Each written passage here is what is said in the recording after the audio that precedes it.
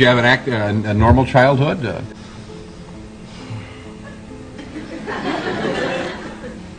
Yeah, I think I had a pretty normal childhood. You know, on the surface, that is, you go to school, you come home, you do your chores.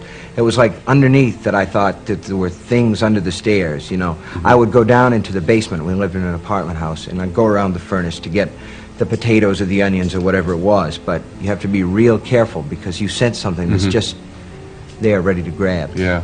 Yeah. But you hide it because then people think that you're warped. Yeah. When you're writing these things, the screenplay or the novels, is it possible for you to frighten yourself, or are you too much on top of manipulation like that to be frightened by things you write? Well, it's probably an awful thing to say, but most of the time your reaction is kind of, you know, like this is really going to hurt somebody and make them squirm. And that's why if you have a really good horror movie, you shouldn't let anybody get out. You should lock the doors, make them stay in, make them watch.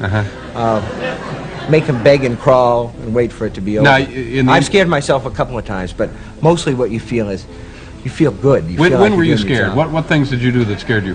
When I wrote there's a scene in The Shining where the little boy goes into the room, and there's a dead lady in the bathtub, and that scared me a lot. That's strange. I mean, it came out of your head, but yet when you put it on paper, it frightened you. Yeah, I think sometimes your imagination gets a little bit out of control, and that doesn't happen a lot, even when you're writing. A lot of times you just, there's a feeling that you're doing what you're supposed to be doing, but that time,